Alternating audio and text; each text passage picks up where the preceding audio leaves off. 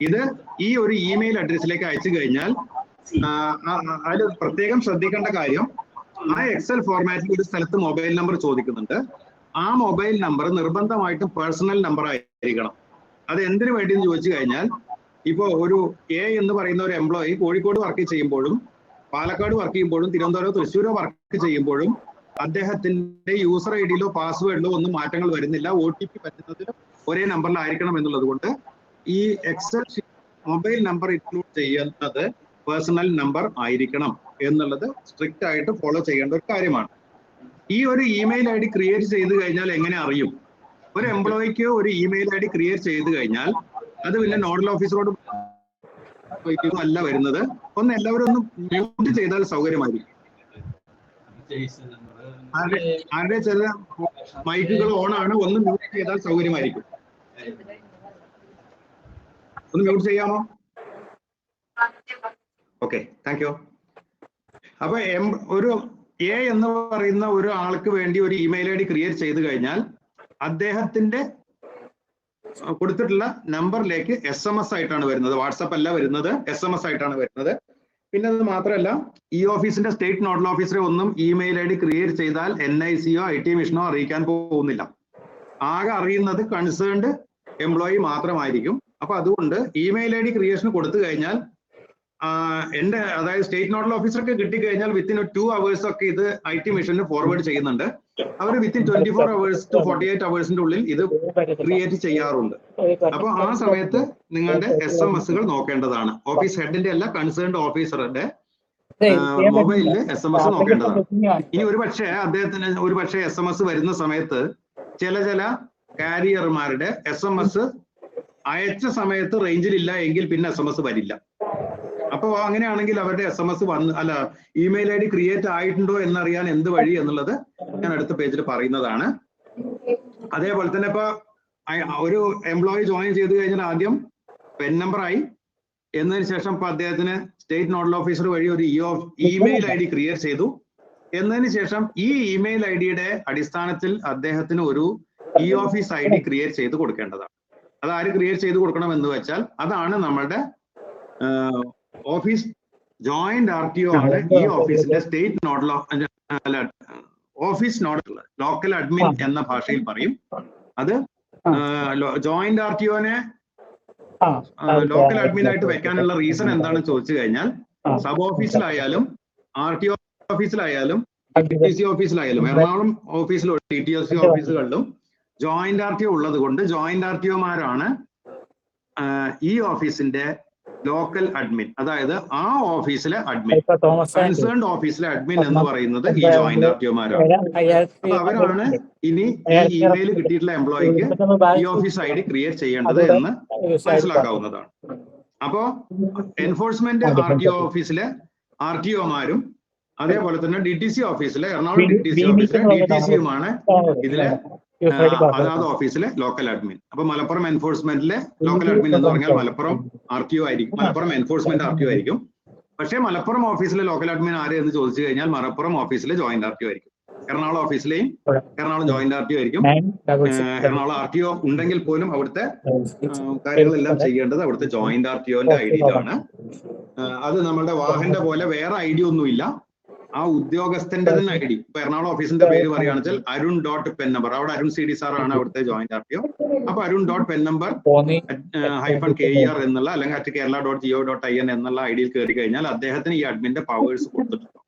അപ്പൊ അദ്ദേഹത്തിന്റെ IDയിലാണ് ചെയ്യേണ്ടത്. എറണാകുളം DTCയിലാണ് വെച്ചാൽ വർക്കി സാറിന്റെ IDയിൽ, അല്ലെങ്കിൽ എറണാകുളം DTC ആരാണോ അദ്ദേഹത്തിന്റെ IDയിൽ ഈ ലോക്കൽ അഡ്മിൻ പവേഴ്സ് കൊടുത്തിട്ടുണ്ട്. അപ്പൊ ഈ ഒരു ഓഫീസ് ID ക്രിയേറ്റ് ചെയ്യുന്നത് എങ്ങനെയാണെന്ന് ചോദിച്ചു കഴിഞ്ഞാൽ, ഇമെയിൽ എന്താണോ ഒരു എംപ്ലോയിക്ക് എന്താണോ ഇമെയിൽ ID ക്രിയേറ്റ് ചെയ്ത് കിട്ടിയിട്ടുള്ളത് അതേ ഇമെയിൽ IDയിൽ തന്നെ -KER എന്നുള്ളതാണ് അദ്ദേഹത്തിന്റെ ഈ ഓഫീസ്.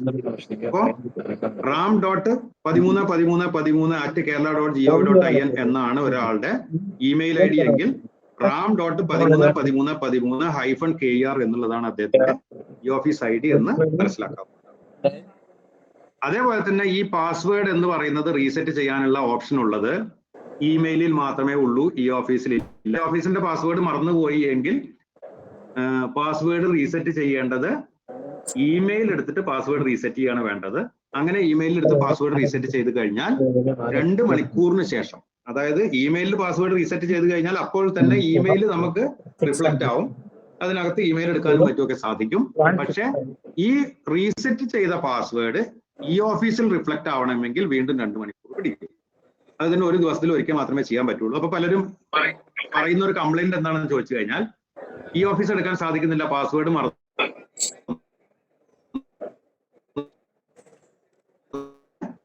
ഈ ഓഫീസിൽ ലോഗിൻ ചെയ്യാൻ ശ്രമിക്കുമ്പോൾ ലോഗിൻ ചെയ്യാൻ സാധിക്കില്ല. അപ്പൊ റീസെറ്റ് ചെയ്യും, ഉടനെ തന്നെ റീസെറ്റ് റിഫ്ലക്റ്റ് ആവാൻ 2 മണിക്കൂർ കഴിഞ്ഞാൽ മാത്രമേ ഇത് ആവുള്ളൂ.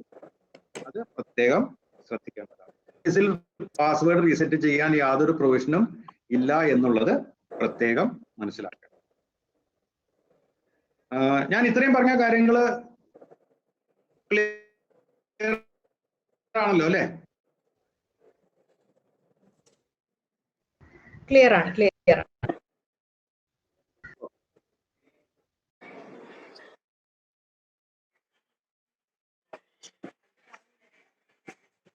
അവരുടെ ഇത് ഐഡികൾ എങ്ങനെയാ ചേഞ്ച് ആവുമോ? ഇപ്പോൾ ഓഫീസിൽ നമ്മൾ പുതുതായിട്ട് AMV ആയിട്ട് ഇപ്പം നമ്മുടെ ഇത് വന്നിട്ടുണ്ടായിരുന്നു, പുതുതായിട്ടൊരു കുട്ടി കോട്ടയം ഓഫീസിൽ നിന്ന്, അവർക്ക് എങ്ങനെയാ ഇമെയിൽ ID ഈ ഓഫീസിന്റെ ID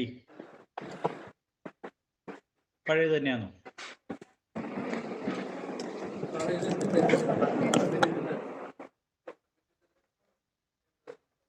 കേട്ടായിരുന്നോ?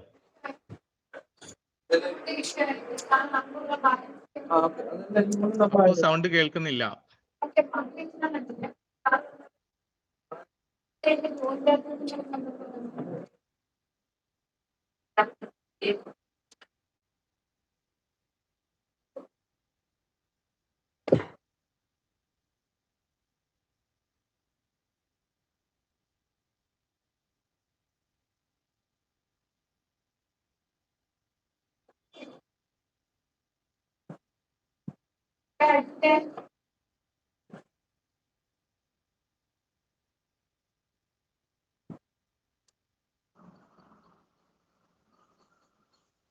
ആരെങ്കിലും ഒന്ന് മറുപടി പറയാമോ? നിങ്ങൾ എന്തെങ്കിലും കേൾക്കുന്നുണ്ടോ? എനിക്ക് അറിയുന്നില്ല. ഇപ്പൊ കേൾക്കുന്നു. നേരത്തെ 2-3 പേര് കുറച്ച് കൊറിയച്ചു. ഓക്കെ. അത് ആ കാറ്റഗറിയുടെ കാര്യം ശ്യാം സാർ ചോദിച്ചതിന് ഞാൻ മറുപടി ഒന്നുകൂടി പറയാം.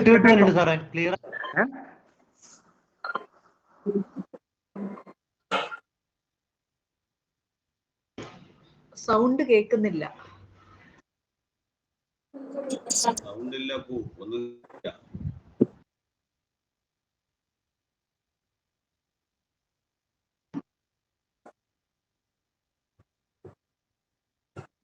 കാറ്റഗറിയുടെ കാര്യം നേരത്തെ ശ്യാം സാർ ചോദിച്ചിട്ടുണ്ടായിരുന്നു, അതിന് ഞാൻ മറുപടി പറഞ്ഞിരുന്നു. അത് കേട്ടായിരുന്നോ? കേട്ടില്ല. കാറ്റഗറിയുടെ കാര്യത്തിൽ കാറ്റഗറി ചേഞ്ച് ചെയ്യേണ്ടത് അഡ്മിൻ ആണ്. അഡ്മിൻ ചേഞ്ച് ചെയ്ത് കഴിഞ്ഞാൽ പിന്നെ ഉദ്യോഗസ്ഥന് അതിൽ യാതൊരുവിധ മാറ്റങ്ങളും ഇല്ല. ഉദ്യോഗസ്ഥൻ സാധാരണ പോലെ ലോഗിൻ ചെയ്താൽ മാത്രം മതി. ഓക്കെ. അപ്പൊ ഉദ്യോഗസ്ഥൻ ഇപ്പം വാഹനിലാണെങ്കിലും സാരഥിയിലാണെങ്കിലും എങ്ങനെ ചോദിച്ചു കഴിഞ്ഞാൽ, അദ്ദേഹം പേര് പെൻ നമ്പർ ഉപയോഗിച്ചിട്ടാണ് അദ്ദേഹം വാഹനിൽ ലോഗിൻ ചെയ്യുന്നത്. അദ്ദേഹം AMV ആയിരിക്കുമ്പോഴും MV ആയിരിക്കുമ്പോഴും ജോയിന്റ് RTO ആയിരിക്കുമ്പോഴും എല്ലാം ഇതേ ഐഡിയിലാണ് ലോഗിൻ ചെയ്യുന്നത്. അതേപോലെ ഈ ഓഫീസിൽ ഒരാള് MV ആയിരുന്നു, അദ്ദേഹം ജോയിന്റ് RTO ആയി അങ്ങനെയൊക്കെ വന്നു കഴിഞ്ഞാൽ അദ്ദേഹത്തിന്റെ യൂസർ ഐഡിയിലോ പാസ്വേഡ് ഒന്നും ഒരു മാറ്റവും വരുന്നില്ല. ഓക്കെ, ക്ലിയർ അല്ലേ സാർ? ഒരു കാര്യം കൂടെ ചോദിച്ചോട്ടെ, എൻഫോഴ്സ്മെന്റ് ആരാണ് അഡ്മിൻ ആയിട്ട് വരുന്നത്? ഞാൻ പറഞ്ഞിട്ടുണ്ടായിരുന്നു ജോയിന്റ് RTO ഉള്ള സ്ഥലങ്ങളിലെല്ലാം ജോയിന്റ് RTOമാരും, അതില്ലാത്ത സ്ഥലങ്ങളിൽ അവിടുത്തെ ഓഫീസ് ഹെഡുമാണ്. അപ്പോ RTO ഓഫീസിലാണെച്ചാൽ അവിടുത്തെ ജോയിന്റ് RTO ആണ്, എൻഫോഴ്സ്മെന്റ് ഓഫീസ് ആണെച്ചാൽ അവിടുത്തെ RTO ആണ്, എറണാകുളം DTCയിലാണെച്ചാൽ അവിടുത്തെ DTC ആണ്. ബാക്കി എല്ലാ സ്ഥലങ്ങളിലും ജോയിന്റ് RTOമാരുണ്ടല്ലോ. ഓക്കെ,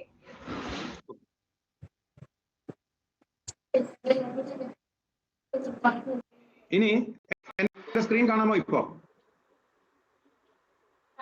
കാണാം. ഓക്കെ, അപ്പൊ നമ്മളുടെ ഇമെയിൽ ID പാസ്വേഡ് എങ്ങനെ റീസെറ്റ് ചെയ്യണം? അപ്പോ നമുക്ക് email.gov.in നമുക്ക് ഇമെയിലിന്റെ വിൻഡോ കാണാം. അതിനകത്ത് ഇവിടെ forgot password, change password, activate I D, ഈ 3 കാര്യങ്ങൾ ഉണ്ടാവും.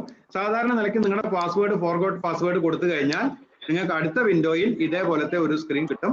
അതിൽ മെയിൽ അഡ്രസ്സും മൊബൈൽ നമ്പറിന്റെ അവസാനത്തെ 4 അക്കവും ഈ ടെക്സ്റ്റും അടിച്ച് സബ്മിറ്റ് ചെയ്ത് കഴിഞ്ഞാൽ മൊബൈൽ നമ്പറിൽ OTP വരികയും പാസ്വേഡ് റീസെറ്റ് ചെയ്യാൻ സാധിക്കുകയും ചെയ്യും. ഇനി ഒരാൾക്ക് ഞാൻ നേരത്തെ പറഞ്ഞു അദ്ദേഹത്തിന് ഇമെയിൽ ID ക്രിയേറ്റ് ചെയ്യാൻ കൊടുത്തു. അദ്ദേഹത്തിന് SMS വന്നോ ഇല്ലയോ എന്ന് അറിവില്ല. കാരണം അദ്ദേഹം കുറച്ച് സമയം റേഞ്ചിൽ ഇല്ലാത്ത സ്ഥലത്തായിരുന്നു. അപ്പൊ അതുകൊണ്ട് അദ്ദേഹത്തിന്റെ കാരിയർ അയച്ച മെസ്സേജുകൾ വീണ്ടും അയക്കില്ല എന്നുള്ളൊരു കണ്ടീഷനിലാണ് ഇരിക്കുന്നതെങ്കിൽ ഇദ്ദേഹത്തിന്റെ വരാൻ സാധ്യതയുള്ള ഒരു ഇമെയിൽ അഡ്രസ്സും അതേപോലെ മൊബൈൽ നമ്പറും കൊടുത്തു കഴിഞ്ഞിട്ട് ഇതേപോലെ നിങ്ങളുടെ ഈ ക്യാപ്ച കൊടുത്ത് സബ്മിറ്റ് കൊടുത്തു കഴിഞ്ഞാൽ അതിൽ OTP സാധാരണ നിലയ്ക്ക് വരേണ്ടതാണ്.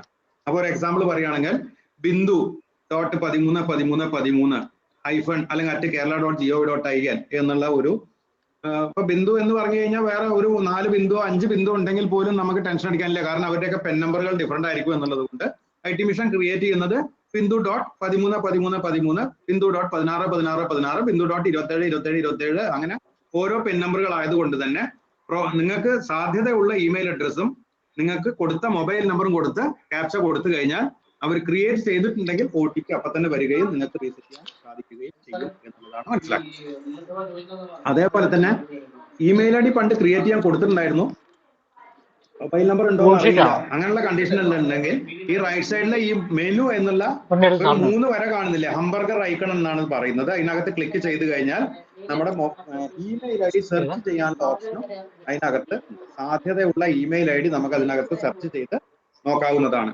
ദയവ് ചെയ്ത് ഇപ്പൊ ഈ ക്ലാസ് കേൾക്കുമ്പോൾ ആരും ഇത് സെർച്ച് ചെയ്ത് നോക്കരുത്. നിങ്ങൾ എഴുതി വെച്ചിട്ട് പിന്നെ നോക്കുന്നതാണ് നല്ലത്. നമുക്ക് പറ്റാത്ത കാര്യങ്ങൾ, അതായത് കിട്ടാത്ത കാര്യങ്ങൾ നമുക്ക് അടുത്ത ക്ലാസ്സുകളിൽ ഡിസ്കസ് ചെയ്യാം. മറ്റേത് ഇപ്പൊ അത് നോക്കാൻ പോയി കഴിഞ്ഞാൽ ഒരു പക്ഷേ ഞാൻ അടുത്തത് പറയുന്നത് നിങ്ങൾക്ക് മനസ്സിലായിക്കൊള്ളണം എന്നില്ല. ക്ലാസ് മുന്നോട്ട് പോട്ടെ.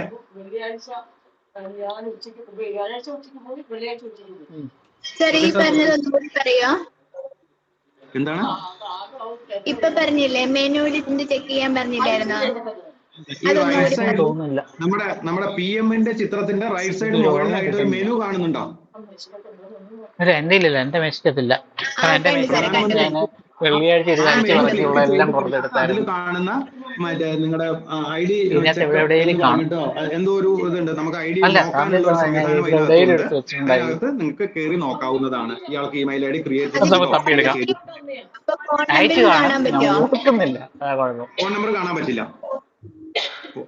ഇമെയിൽ ID മാത്രമേ പറ്റുള്ളൂ. ഇമെയിൽ ID നമുക്ക് ഇതിനകത്ത് ഇതേപോലെ എൻ്റർ ഇമെയിൽ അഡ്രസ്സിനകത്ത് മെയിൽ അഡ്രസ്സും അവസാന 4 അക്കവും കൊടുത്തിട്ട് മാച്ച് ആയില്ല. ഒരു പക്ഷേ നിങ്ങൾ പണ്ട് ഉപയോഗിച്ചിരുന്ന ഒരു മൊബൈൽ നമ്പർ നിങ്ങൾ മാറ്റി എന്നതിന് ശേഷം അയാൾ ഇപ്പൊ പുതിയ മൊബൈൽ നമ്പറാണ് ഉപയോഗിക്കുന്നതെങ്കിൽ ഇമെയിൽ ID-യുടെ ക്രിയേഷന് വേണ്ടിയിട്ടുള്ള അതേ ഫോർമാറ്റിലുള്ള PDF-ഉം എക്സൽ എന്ന് അയക്കുന്നത് എക്സൽ ഫോർമാറ്റിലും PDF ഫോർമാറ്റിൽ തന്നെ അയക്കണം. ഈ office.mvd എന്ന മെയിലിലേക്ക് അയച്ചു തരേണ്ടതാണ്. അപ്പൊ നമ്മൾ ഇവിടുന്ന് നേരെ അത് IT മിഷൻ അയച്ചിട്ട് IT മിഷൻ അത് റീസെറ്റ് ചെയ്ത് തരും. റീസെറ്റ് ചെയ്ത് തന്നാൽ കൺസേൺഡ് ഓഫീസർക്ക് SMS ആയിട്ട് അതിന്റെ കൺഫർമേഷൻ വരുന്നതാണ്. അപ്പോൾ നിങ്ങളുടെ മൊബൈൽ നമ്പറും ഇമെയിൽ ID കറക്റ്റ് ആണോ എന്നുള്ളത് നോക്കാനുള്ള സംവിധാനം നമ്മൾ പഠിച്ചു. ഇമെയിൽ ID റീസെറ്റ് ചെയ്യാനുള്ള, പാസ്വേഡ് റീസെറ്റ് ചെയ്യാനുള്ള സംവിധാനം പഠിച്ചു. ഇനി ഒരു പക്ഷേ നമ്മൾ 9 മാസത്തിൽ കൂടുതൽ നമ്മളുടെ ഇമെയിൽ ID യൂസ് ചെയ്തിട്ടില്ല എങ്കിൽ ഈ ID ഡീആക്ടിവേറ്റ് ആയിട്ടുണ്ടാവും. അപ്പൊ ഈ ആക്ടിവേറ്റ് ID എന്നുള്ളതിൽ കയറിയിട്ടാണ് ചെയ്യേണ്ടത്. ആക്ടിവേറ്റ് ID-യിൽ ചെയ്യുമ്പോഴും ഇതേപോലെ തന്നെ ക്ലിക്ക് ചെയ്താൽ ഇതേ വിൻഡോ ആണ് വരുന്നത്. നിങ്ങളുടെ ഇമെയിൽ അഡ്രസ്സും മൊബൈൽ നമ്പറിന്റെ അവസാനത്തെ 4 അക്കവും കൊടുക്കുക. എന്നതിന് ശേഷം സബ്മിറ്റ് കൊടുത്താൽ നമുക്കിതുമായി മുന്നോട്ട് പോകാൻ സാധിക്കും. അപ്ഡേറ്റ് മൊബൈൽ നമ്പർ എന്ന അതിനകത്ത് താഴെയുണ്ട്. പക്ഷെ അപ്ഡേറ്റ് മൊബൈൽ നമ്പർ നമ്മൾക്ക് നേരിട്ട് ചെയ്യാൻ ഇപ്പൊ പ്രൊവിഷൻ വെച്ചിട്ടില്ല. അത് വയ്ക്കുമെന്ന് പറഞ്ഞു. പക്ഷെ അപ്ഡേറ്റ് മൊബൈൽ നമ്പർ കൊടുക്കണമെങ്കിൽ നമുക്ക് ലോഗിൻ ചെയ്താലേ പറ്റുള്ളൂ എന്നുള്ളത് കൊണ്ട് ആണ് ഇപ്പൊ ഇത് പറ്റാത്തത്. അപ്ഡേറ്റ് മൊബൈൽ നമ്പറിന്റെ യൂസർ ID പാസ്വേഡും വെച്ച് മാത്രം കയറുന്ന സാഹചര്യത്തിൽ പണ്ട് സാധിക്കുമായിരുന്നു. ഇപ്പൊ അത് സാധ്യമല്ല. ഇനി നിങ്ങൾ മനസ്സിലാക്കേണ്ടത് ഇമെയിലിന്റെ യൂസർ ID പാസ്വേഡ് മനസ്സിലായി, ഓഫീസിന്റെ യൂസർ ID പാസ്വേഡ് മനസ്സിലായി. ഇനി ഈ ഓഫീസുമായി ബന്ധപ്പെട്ട ഒരു യൂസർ ID പാസ്വേഡ് കൂടി ഉണ്ട്. ഓഫീസിനും ഇമെയിലിനും ഒരേപോലെ തന്നെ. പക്ഷെ ഇതിന് നെക്സ്റ്റ് പറയുന്ന കാര്യം VPN എന്ന് പറയുന്ന സംഗതിയാണ്. VPN എന്ന് പറഞ്ഞാൽ വിർച്വൽ പ്രൈവറ്റ് നെറ്റ്വർക്ക് ആണ്. സാധാരണ ഏതൊരു സെർവറിലേക്കും ഏതൊരു പബ്ലിക് യൂസർക്ക് ഡയറക്ട്ലി ആക്സസ് ചെയ്യാൻ പറ്റും. പക്ഷെ നമ്മളുടെ ഈ ഓഫീസിന്റെ ഒരു സെക്യൂരിറ്റി കൂടുതൽ കൊടുക്കുന്നത് കൊണ്ട് തന്നെ യൂസർക്ക് ഡയറക്ട്ലി ഈ ഓഫീസിലേക്ക് ആക്സസ് ഉണ്ടാവില്ല. അതിന്റെ നടുവിൽ VPN എന്ന് പറയുന്ന ഒരു വിർച്വൽ പ്രൈവറ്റ് ആയിട്ടുള്ള ഒരു ടണൽ കൂടി ഉണ്ട്. ആ ടണൽ ഓൺ ആക്കി കഴിഞ്ഞാൽ മാത്രമേ നിങ്ങൾക്ക് യൂസർക്ക് നേരിട്ട് ഈ ഓഫീസിലേക്ക് ലോഗിൻ ചെയ്യാൻ സാധിക്കുള്ളൂ എന്നുള്ളത് കൊണ്ട് തന്നെ നമ്മൾ കെസ്വാൻ അല്ലാത്ത സ്ഥലങ്ങളിൽ അതായത് നമ്മളുടെ പ്രൈവറ്റ് ലാപ്ടോപ്പിലോ അല്ലെങ്കിൽ നിങ്ങൾ ഇന്റർനെറ്റ് കഫേയിലോ വീട്ടിലോ എവിടെ ഇരുന്നിട്ടും നിങ്ങൾക്ക് ഈ ഓഫീസ് ആക്സസ് ചെയ്യാൻ കുഴപ്പമില്ല. പക്ഷെ നമ്മളുടെ ഓഫീസിലാണെങ്കിൽ ഡയറക്ട്ലി ഈ ഓഫീസ് നമുക്ക് കിട്ടും, ലാപ്ടോപ്പിലാണെങ്കിൽ ഡയറക്ട്ലി ഈ ഓഫീസ് കിട്ടില്ല. അതിനുള്ള റീസൺ എന്താ ചോദിച്ചാൽ നമ്മളുടെ യൂസറിന്റെയും ഈ ഓഫീസിന്റെയും ഇടയിൽ ഒരു VPN എന്ന് പറയുന്ന ഒരു ഇന്റർ കണക്ടിവിറ്റി ടണൽ ഉണ്ട്. ആ ടണലിൽ നിങ്ങൾ ലോഗിൻ ചെയ്താൽ മാത്രമേ നിങ്ങൾക്ക് അങ്ങോട്ട് കടക്കാൻ പറ്റുള്ളൂ എന്നുള്ളത് കൊണ്ടാണ്. അപ്പൊ അതുകൊണ്ട് തന്നെ ഈ ഒരു VPN കിട്ടണമെങ്കിൽ നിങ്ങൾ എന്ത് ചെയ്യണമെന്ന് ചോദിച്ചാൽ VPNന്റെ യൂസർ ID എന്ന് പറയുന്നത് ഈ ഓഫീസിന്റെ അതേ യൂസർ ID ആണ്. പേര് .pen_number-ker എന്നുള്ളതാണ് VPNന്റെ യൂസർ ID. അതിന്റെ പാസ്വേഡ് അനുവദിച്ച് തരുന്നത് KSITM ആണ്. ഈ IT മിഷൻ നമുക്കിത് അനുവദിച്ച് തരണമെങ്കിൽ എന്ത് ചെയ്യണമെന്ന് ചോദിച്ചാൽ ഒരു എക്സൽ ഫോർമാറ്റ്, ഞാൻ ഈ ഒരു ക്ലാസ്സിന് ശേഷം നേരത്തെ പറഞ്ഞ 2-3 കാര്യങ്ങൾ പറഞ്ഞിട്ടുണ്ടായിരുന്നു. എന്താണ്? ഇമെയിൽ ID ക്രിയേഷനുള്ള എക്സൽ ഫോർമാറ്റ് പറഞ്ഞു, ഇമെയിൽ ID ക്രിയേഷനുള്ള PDF ഫോർമാറ്റ് പറഞ്ഞു. ഇനിയിപ്പോ പറയാൻ പോകുന്നത് VPN ഉള്ള എക്സൽ ഫോർമാറ്റ് ആണ്. ഈ എക്സൽ ഫോർമാറ്റും ഈ 2 എക്സൽ ഫോർമാറ്റും PDF ഫോർമാറ്റും ഞാൻ ഈ ക്ലാസ്സിന് ശേഷം നമ്മുടെ ഗ്രൂപ്പിൽ ഇടുന്നതായിരിക്കും. അപ്പോ VPNന്റെ ആവശ്യത്തിന് വേണ്ടി VPN ഫോർമാറ്റ് ഫില്ല് ചെയ്ത് തരണം. അത് ഇങ്ങോട്ട് തന്നു കഴിഞ്ഞാൽ നിങ്ങളുടെ ഓഫീസിൽ നിന്നും നിങ്ങൾ അത് IT മിഷൻ അയച്ചു കൊടുത്താൽ അത് IT മിഷൻ ആക്ടിവേറ്റ് ചെയ്ത് തരില്ല. അത് നോഡൽ ഓഫീസർ സബ് ട്രാക്കർ വഴി റിക്വസ്റ്റ് ചെയ്താൽ മാത്രമേ അത് അനുവദിച്ച് തരുള്ളൂ. എക്സൽ ഫോർമാറ്റ് ഫില്ല് ചെയ്തുകൊണ്ട് നേരെ ഈ നോഡൽ ഓഫീസർക്ക് അയക്കുക. നോഡൽ ഓഫീസർ ഇത് IT മിഷന് കൊടുത്ത IT മിഷന്റെ അടുത്ത് നിന്ന് അത് കിട്ടിക്കഴിഞ്ഞാൽ കൺസേൺഡ് നിങ്ങളുടെ ഓഫീസിലേക്ക് ഇത് അയച്ചു തരുന്നതാണ്. അപ്പൊ ഈ ഓഫീസിലെ സ്റ്റേറ്റ് നോഡൽ ഓഫീസർക്ക് നിങ്ങളുടെ മെയിലിൽ നിന്ന് അയച്ചു കഴിഞ്ഞാൽ എനിക്ക് കിട്ടും. എനിക്കത് പ്രോസസ് ചെയ്ത് അത് റെഡിയാക്കി കിട്ടിക്കഴിഞ്ഞാൽ ഇത് നേരെ നിങ്ങളുടെ ഓഫീസ് മെയിലിലേക്ക് തിരിച്ചയച്ചു തരുന്നതാണ്. അപ്പോ നിങ്ങളുടെ ഓഫീസിൽ ഒരു 10 പേർക്ക് വേണ്ടി പാസ്വേഡ് റീസെറ്റ് ചെയ്യണം, VPN പാസ്വേഡ് റീസെറ്റ് ചെയ്യണം എന്ന് പറഞ്ഞു കഴിഞ്ഞാൽ VPNനെ സംബന്ധിച്ചിടത്തോളം ഒരേ പാസ്വേഡ് ആയിട്ടാണ് അവർ തരാം. ഒരു എക്സാമ്പിൾ പറയുകയാണെന്ന് വെച്ചാൽ welcome@100, welcome@200 എന്ന് പറഞ്ഞിട്ട് ഈ 10 പേർക്കും ഒരേ പാസ്വേഡ് തരും. ഈ പാസ്വേഡ് തന്നു കഴിഞ്ഞാൽ നിങ്ങൾ അക്കോപ്സിൽ ലോഗിൻ ചെയ്തിട്ട് നിങ്ങളുടെ പാസ്വേഡ് മാറ്റേണ്ടതാണ്. പാസ്വേഡ് മാറ്റണം എന്ന് പറയാൻ കാരണം ഈ VPN എന്ന് പറയുന്നത് വളരെ എന്താ പറയുക സീരിയസ് ആയിട്ടുള്ള ഒരു അതിൻ്റെ ഉള്ളിലൂടെ ആർക്ക് വേണമെങ്കിൽ ഹാക്കേഴ്സിന് കയറി പോകാം എന്നുള്ളത് കൊണ്ട് നിങ്ങളുടെ VPN മറ്റാർക്കും കൈമാറ്റം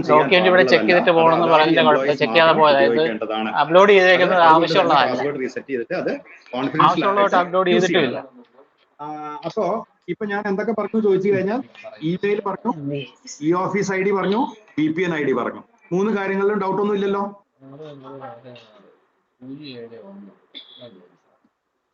ഉണ്ടോ? ഒരു സംശയം. അപ്പോ ഈ ഓഫീസിലെ ഫോർഗോട്ട് പാസ്വേഡ് കൊടുക്കുമ്പോൾ അതിൽ കൊടുക്കുന്ന മെയിൽ ID ഈ ഓഫീസ് മെയിൽ ID തന്നെയാണോ കൊടുക്കുന്നത്? സർ, ആരുടെ പാസ്വേഡ് ആണോ പാസ്വേഡ് ഫോർഗോട്ട് ആയത് അയാളുടെ പാസ്വേഡ് ആണ് കൊടുക്കുക, അയാളുടെ യൂസർ ID ആണ് കൊടുക്കേണ്ടത്. ഓക്കെ, അപ്പൊ തന്നെ പാസ്വേഡ് ഇല്ലെങ്കിലും അവർക്ക് മെയിലിൽ കയറി നോക്കാൻ പറ്റും. അതെ, അവർക്ക് പാസ്വേഡ് ഇല്ലാതിരിക്കില്ല. കാരണം ഒരിക്കൽ പാസ്വേഡ് കൊടുത്തിട്ടുണ്ടാവുമല്ലോ, അത് മറന്നു പോയതാണല്ലോ ഇഷ്യൂ. അതെ. അപ്പൊ എന്ത് ചെയ്യണം? അതെ, അപ്പൊ ഒരു സിന്ധു എന്ന് പറയുന്ന ഒരാളുടെ അല്ലെങ്കിൽ ഒരു ഭാസ്കർ എന്ന് പറയുന്ന ഒരാളുടെ ഇപ്പൊ ഭാസ്കർ.pen_number@kerala.gov.in എന്നുള്ളത് കൊടുക്കുന്ന അയാൾക്ക് പാസ്വേഡ് അറിയാൻ പാടില്ല. അയാൾ ഫോർഗോട്ട് പാസ്വേഡ് കൊടുത്തു കഴിഞ്ഞാൽ അതിന്റെ മുകളിൽ 2 കള്ളികളാണ് വരിക. ഒന്ന് എൻ്റർ യുവർ ഇമെയിൽ ID, ഒന്ന് enter your last 4 digits of your mobile number. അപ്പൊ ഭാസ്കർ.pen_number കൊടുക്കുക, മൊബൈൽ നമ്പർ ലാസ്റ്റ് 4 അക്കം കൊടുത്തിട്ട് ക്യാപ്ചർ അടിച്ചു കഴിഞ്ഞാൽ ആ മൊബൈൽ നമ്പർ അതിൽ അതിന്റെ ഡാറ്റാബേസിൽ ഉള്ളതാണെങ്കിൽ അപ്പൊ തന്നെ OTP വരും. ഓക്കെ, അടുത്ത സ്ലൈഡിലേക്ക് പോയിക്കോട്ടെ. ഇനി ആർക്കും ഡൗട്ട്സ് ഒന്നുമില്ലോ? ഇത് ക്ലിയർ ആയിട്ട് മനസ്സിലാക്കാൻ വേണ്ടിയിട്ടാണ്. അതങ്ങനെ ടൈം റെസ്ട്രിക്ഷൻസ് ഒന്നുമില്ല. കറക്റ്റ് 3:30 മണിക്ക് നമ്മുടെ ഇന്നത്തെ ക്ലാസ് അവസാനിക്കും. അടുത്ത ക്ലാസ് അതിന്റെ ബാക്കി അങ്ങോട്ട് തുടങ്ങുന്നതായിരിക്കും. ഓക്കെ, അപ്പോ ഇനി നമ്മുടെ സംശയം, ആർക്കെല്ലാം ഈ ഓഫീസ് ID വേണം, ആർക്കെല്ലാം ഇമെയിൽ ID വേണം, ആർക്കെല്ലാം ഈ ഓഫീസിൽ ഇൻക്ലൂഡ് ചെയ്യണം എന്നുള്ളതാണ് സംശയം. ചിത്രം കാണാമോ? ഇവിടെ എവിടെയെങ്കിലും കാണും, എവിടെയോ ഞാൻ വെച്ചിട്ടുണ്ട്. അതിനകത്തായിരിക്കത്തില്ല, അല്ലാതെ എവിടെയോ അപ്പൊ ഈ ചിത്രം കണ്ടതിൽ നിന്ന് നിങ്ങൾക്ക് എവിടെയോ മനസ്സിലാക്കാവുന്ന ഞാൻ കാര്യം, വെച്ചായിരുന്നു. ഈ നമ്മുടെ ഒരു സാധാരണ ഓഫീസിനകത്ത് ഫയലിംഗ് സിസ്റ്റം എന്ന് പറഞ്ഞാൽ അത് clerk, superintendent, joint RTO, DTC അല്ലെങ്കിൽ അങ്ങനെ മേലോട്ട് പോകുന്ന ഒരു സംഗതികൾ മാത്രമാണ് ഇതിനകത്ത് ഒരു ഓഫീസിലെ ഫയൽസ് ഹാൻഡിൽ ചെയ്യാറുള്ളൂ. ബാക്കിയുള്ളവർക്ക് മുഴുവൻ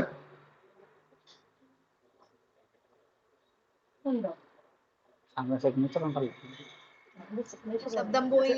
നമ്മുടെ ഓഫീസിനകത്ത് കൂടെ വീണ്ടും അത് പ്രോസസ്സ് ചെയ്യും. പിന്നെ എന്തെങ്കിലും റിപ്പോർട്ടോ ചെയ്യണേ, സംശയങ്ങൾ അല്ലെങ്കിൽ ഒന്ന് മ്യൂട്ട് ചെയ്യണേ. അപ്പോ ഇങ്ങനെ ഉള്ളത് കൊണ്ട് തന്നെ നമ്മൾ മനസ്സിലാക്കേണ്ടത് ഓഫീസിനകത്ത് ഫയൽ ഹാൻഡിൽ ചെയ്യുന്ന ആൾക്കാർക്ക് മാത്രം നമ്മൾ എന്ത് കൊടുത്താൽ മതി? യൂസർ ID അല്ല ഇമെയിൽ അല്ല ഓഫീസ് ID ക്രിയേറ്റ് ചെയ്താൽ മതി.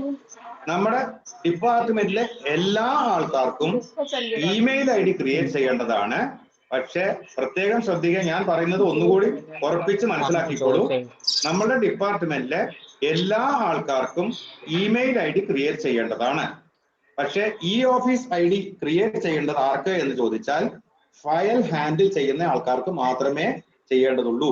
ഒരു എക്സാമ്പിൾ പറയുകയാണെങ്കിൽ, ഓഫീസിനകത്ത് അഡ്മിനിസ്ട്രേറ്റീവ് കാര്യങ്ങൾ ചെയ്യാത്ത AMVAയ്ക്കോ MVAയ്ക്കോ നിങ്ങൾ ഓഫീസ് ID ക്രിയേറ്റ് ചെയ്യേണ്ട കാര്യമില്ല. അവർക്ക് നമ്മളൊരു മെമ്മോ ആയിട്ട് എൻക്വയറി റിപ്പോർട്ടിന് കൊടുക്കുന്നു.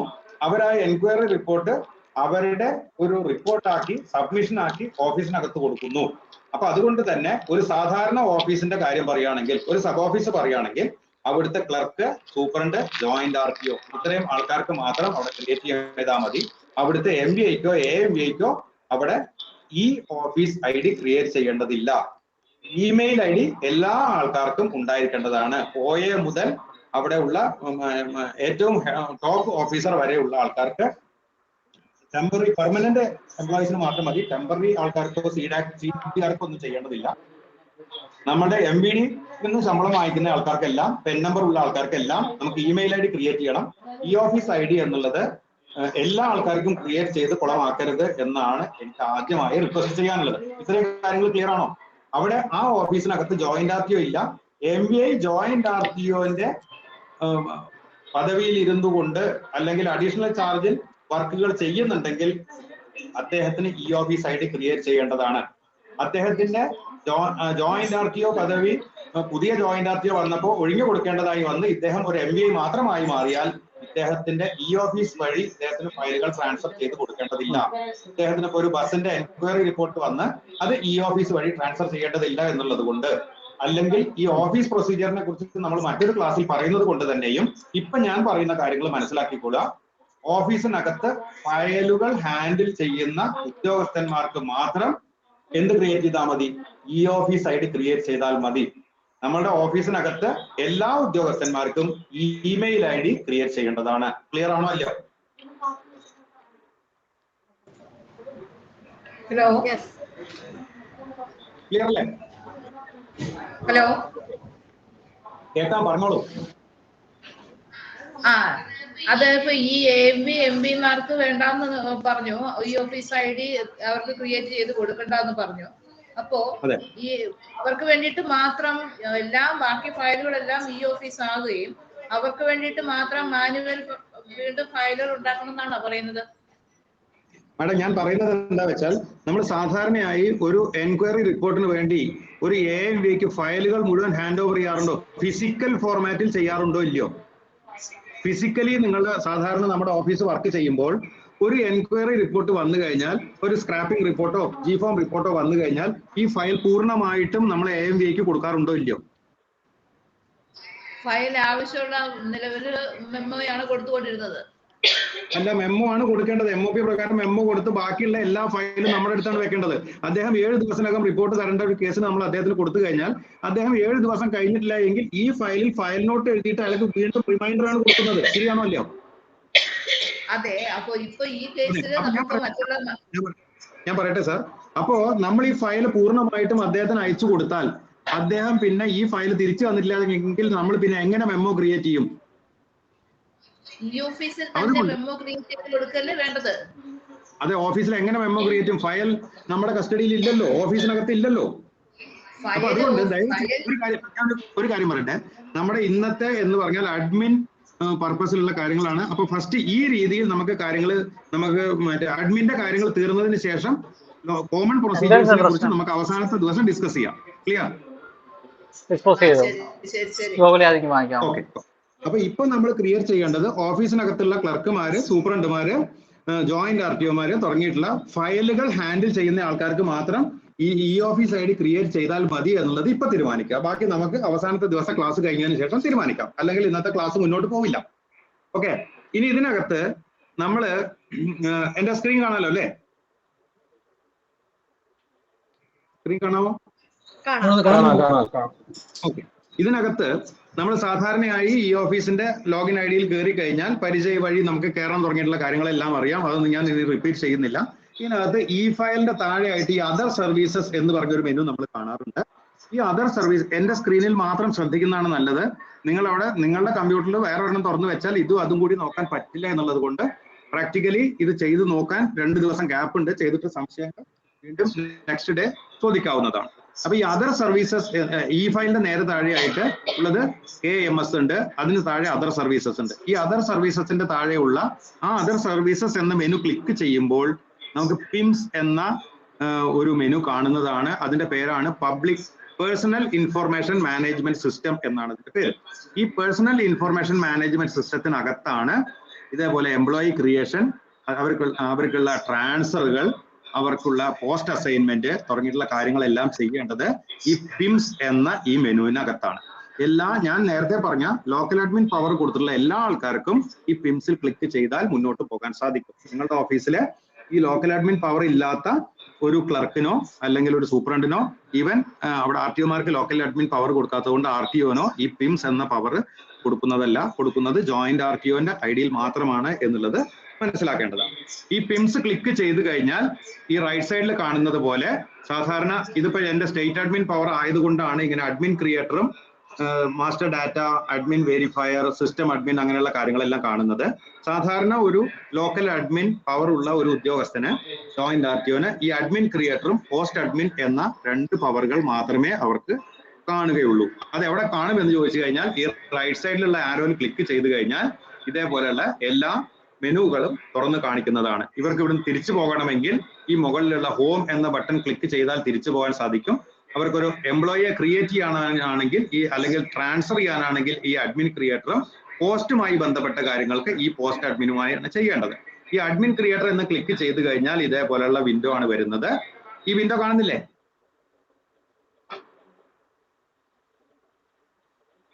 കാണുന്നുണ്ടോ ഇല്ലയോ?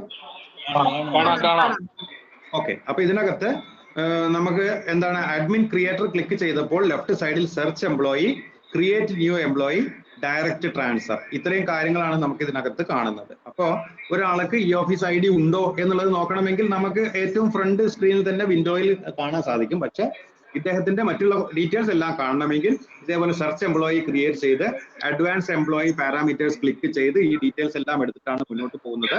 ഞാൻ ജസ്റ്റ് ഇതൊരു പവർ പോയിന്റ് ആയിട്ടാണ് ഇപ്പൊ കാണിക്കുന്നത്. അടുത്ത ദിവസം അല്ലെങ്കിൽ ഇന്ന് സമയമുണ്ടെങ്കിൽ നമുക്ക് ലൈവിൽ തന്നെ കാണാൻ സാധിക്കുന്നതാണ്. എന്തായാലും ജസ്റ്റ് അതിന്റെ ഒരു ബേസിക് സ്ട്രക്ചർ മനസ്സിലാക്കാൻ വേണ്ടിയിട്ടാണ് പവർ പോയിന്റ് വഴി കാര്യങ്ങൾ പറയുന്നത്.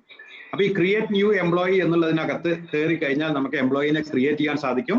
ഒരു ഉദ്യോഗസ്ഥനെ ട്രാൻസ്ഫർ ചെയ്യണമെങ്കിൽ ഡയറക്റ്റ് ട്രാൻസ്ഫറിനകത്ത് ചെയ്യാം. നമ്മുടെ ഓഫീസിനകത്ത് അഡ്മിൻസിന്റെ ട്രാൻസ്ഫർ മാത്രമാണ് സൂപ്പർ അഡ്മിൻ ആയിട്ടുള്ള സ്റ്റേറ്റ് അഡ്മിൻ ചെയ്യുന്നത്.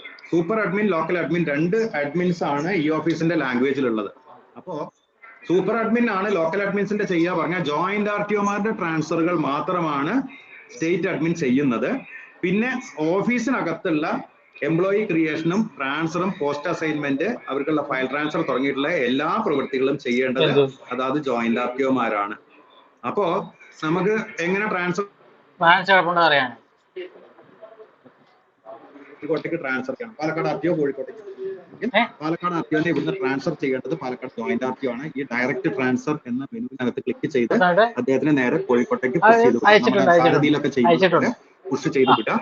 അങ്ങനെ പുഷ് ചെയ്ത് വിട്ട് കഴിഞ്ഞാൽ അദ്ദേഹം കോഴിക്കോട് ജോയിന്റ് RTO അദ്ദേഹത്തിന്റെ ലോഗിൻ കുറച്ച് ചെയ്ത് കോപ്പി കഴിഞ്ഞാൽ എടുത്തത് അദ്ദേഹത്തിന് അവിടെ എത്തിയിട്ടുണ്ടാവും. അദ്ദേഹത്തിന് ഇരുന്നോ? പോസ്റ്റിൽ എടുത്തത് പവറുകൾ മറ്റു കാര്യങ്ങളെല്ലാം കുഴപ്പമില്ല. കൊടുക്കാൻ സാധിക്കും. നേരെ മറിച്ച് പാലക്കാട് ജോയിന്റ് ആർട്ടിയോ കോഴിക്കോട്ട് ജോയിന്റ് ആർട്ടിയോ ആയിട്ട് ട്രാൻസ്ഫർ ആയി പോകുന്നുവെങ്കിൽ അത് സ്റ്റേറ്റ് അഡ്മിനോട് പറഞ്ഞാൽ മാത്രമേ ചെയ്യാൻ പറ്റുള്ളൂ എന്നാണ് മനസ്സിലാക്കുന്നത്. ഇപ്പൊ പാലക്കാട് ജോയിന്റ് ആർട്ടിയോ കോഴിക്കോട് ആർട്ടിയോ ആയിട്ട് പോകുന്നു, പ്രൊമോഷൻ കിട്ടി പോകുന്നു എങ്കിൽ പോലും അതും സ്റ്റേറ്റ് അഡ്മിനോടാണ് പറയേണ്ടത്. ബാക്കിയുള്ള ഓഫീസിനകത്ത് സൂപ്രണ്ട്, ക്ലർക്ക് അതായത് ജോയിന്റ് ആർട്ടിഒമാരാണ് ചെയ്യേണ്ടത് എന്ന് മനസ്സിലാക്കേണ്ടതാണ്. ഇതിനകത്ത് ഇനി പോസ്റ്റ് സ്ട്രക്ചർ എന്നുള്ളത് നമുക്ക് ക്ലിക്ക് ചെയ്ത് കഴിഞ്ഞാൽ ഇതിനകത്ത് ഈ പോസ്റ്റ് എക്കലോൺ, ഓർഗനോഗ്രാം എന്നൊക്കെ പറഞ്ഞ് നമുക്ക് ഇതേവരെ കേൾക്കാത്ത കുറെ ഏതോ ഫോറിൻ ലാംഗ്വേജസിലുള്ള വാക്കുകളാണ് NIC ഉപയോഗിച്ചിട്ടുള്ളത്. നമുക്കിപ്പോൾ അതൊന്നും മാറ്റാൻ പറ്റില്ല. അവർ പറഞ്ഞത് നമുക്ക് കേൾക്കാൻ മാത്രമേ പറ്റുള്ളൂ. അപ്പൊ ഇതിനകത്ത് എന്താണ് ഈ പ്രൈമറി ഓർഗനൈസേഷൻ, എന്താണ് ഈ റാപ്പർ ഓർഗനൈസേഷൻ, എന്താണ് ഓർഗനൈസേഷൻ യൂണിറ്റ്, എന്താണ് പോസ്റ്റ്, ഇത്രയും കാര്യങ്ങള് ക്ലിയർ ആക്കി മനസ്സിലാക്കിയാൽ നമുക്ക് ഈ അഡ്മിൻ എന്നുള്ളത് വളരെ പുഷ്പം പോലെ ചെയ്യാൻ സാധിക്കും. അപ്പൊ അതുകൊണ്ട് ദയവ് ചെയ്തൊന്ന് ശ്രദ്ധിക്കുക. ജസ്റ്റ് ഇത് എന്താണ് എന്നുള്ളത് മനസ്സിലാക്കാൻ വേണ്ടി നമ്മൾ നേരത്തെ അഡ്മിൻ എടുത്തു കഴിഞ്ഞാൽ അതിനകത്ത് ഈ പോസ്റ്റ് സ്ട്രക്ചർ ക്ലിക്ക് ചെയ്ത് കഴിഞ്ഞാലാണ് നമ്മൾ ഈ വിൻഡോസിൽ ഇതിന് ട്രയൽ ആൻഡ് എറർ മെത്തേഡിൽ ഒരു കാര്യവും ആരും ചെയ്യരുത് എന്നുള്ളതാണ് എനിക്ക് ദയവ് ചെയ്ത് പറയാനുള്ളത്. ഈ പോസ്റ്റ് എക്കലോണിൽ ആകെ സാധാരണ ഒരു ലോക്കൽ അഡ്മിന് ചെയ്യാവുന്നത് ഈ പോസ്റ്റ് സ്ട്രക്ചർ മാത്രമാണ്. എന്താണ് പോസ്റ്റ് സ്ട്രക്ചർ എന്നുള്ളത്, അല്ലെങ്കിൽ ഈ ഓഫീസിന്റെ സ്ട്രക്ചർ എന്താണ്, ഈ ഓഫീസിന്റെ പ്ലാറ്റ്ഫോമിൽ ഇതിന്റെ സ്ട്രക്ചർ എന്താണ് എന്നുള്ളത് മനസ്സിലാക്കും. പ്രൈമറി ഓർഗനൈസേഷൻ എന്ന് പറഞ്ഞാൽ നമ്മൾ ഈ കാണുന്ന ഈ എന്താണ് ഈ ഏകദേശം ഒരു ബ്ലൂ കളർ വരുന്ന ഈ പ്രൈമറി ഓർഗനൈസേഷൻ ട്രാൻസ്പോർട്ട് കമ്മീഷൻ. അപ്പോ ഈ ബോർഡറിന്റെ ഉള്ളിൽ വരുന്ന എല്ലാ കാര്യങ്ങളും ഈ പ്രൈമറി ഓർഗനൈസേഷന്റെ കീഴിലാണ് വരുന്നത് എന്ന് മനസ്സിലാക്കാൻ സാധിക്കും. അപ്പൊ നമ്മൾ നേരത്തെ പേജ് നോക്കി കഴിഞ്ഞാൽ നമുക്ക് ഇവിടെ പ്രൈമറി ഓർഗനൈസേഷൻ ക്ലിക്ക്, അതായത് ട്രാൻസ്പോർട്ട് കമ്മീഷണറേറ്റ് മാത്രം. ഇനി അടുത്തതെന്ന് പറഞ്ഞു കഴിഞ്ഞാൽ അതിന്റെ താഴെയാണ് പ്രൈമറി ഓർഗനൈസേഷന്റെ താഴെ റാപ്പർ ഓർഗനൈസേഷൻസ് എന്ന് പറയും. അപ്പൊ കോട്ടയം, പാല, ചിറ്റൂര്, മലപ്പുറം, തിരുവനന്തപുരം, അതായത് നമ്മുടെ 1 മുതൽ 86 വരെയുള്ളതും അല്ലെങ്കിൽ 1 മുതൽ 14 വരെയുള്ള എൻഫോഴ്സ്മെന്റ് ഓഫീസുകളും PTC ഓഫീസുകളും എല്ലാം എന്താ റാപ്പർ ഓർഗനൈസേഷൻ എന്ന പേരിലാണ്. അപ്പൊ നമ്മുടെ ഇവിടെ primary organisation transport commissionerate select ചെയ്ത് കഴിഞ്ഞാൽ ഈ റാപ്പർ ഓർഗനൈസേഷൻ എന്ന സ്ഥലത്ത് എന്ത് വരും എന്ന് ചോദിച്ചാൽ നിങ്ങളുടെ ഓഫീസ് ഒക്കെ എഴുതിയാണ് എന്ന് മനസ്സിലാക്കാൻ വരും. ക്ലിയർ ആണല്ലോ? ക്ലിയർ ആണ്. ക്ലിയർ ആണ്. ഈ റാപ്പർ ഓർഗനൈസേഷന്റെ താഴെയായിട്ട് ഓർഗനൈസേഷൻ യൂണിറ്റ് എന്താണ് എന്നുള്ളതാണ് അപ്പൊ നമുക്കിപ്പോ ഈ മലപ്പുറം എന്ന റാപ്പർ ഓർഗനൈസേഷന്റെ ഉള്ളിൽ ഒരു ഓർഗനൈസേഷൻ യൂണിറ്റുകൾ, പല ഓർഗനൈസേഷൻ യൂണിറ്റുകൾ ഉണ്ടാവും. നമ്മൾ ഇതിന്റെ ലാംഗ്വേജുകൾ ഒന്നും നോക്കേണ്ടതില്ല. ഓർഗനൈസേഷൻ എന്ന് പറഞ്ഞാൽ MVDL ഓർഗനൈസേഷൻ അതൊന്നും ചിന്തിക്കേണ്ടതില്ല. ഈ ഓഫീസിന്റെ ലാംഗ്വേജിലുള്ള ഓർഗനൈസേഷൻ ആണ് ഞാൻ പറയുന്നത്.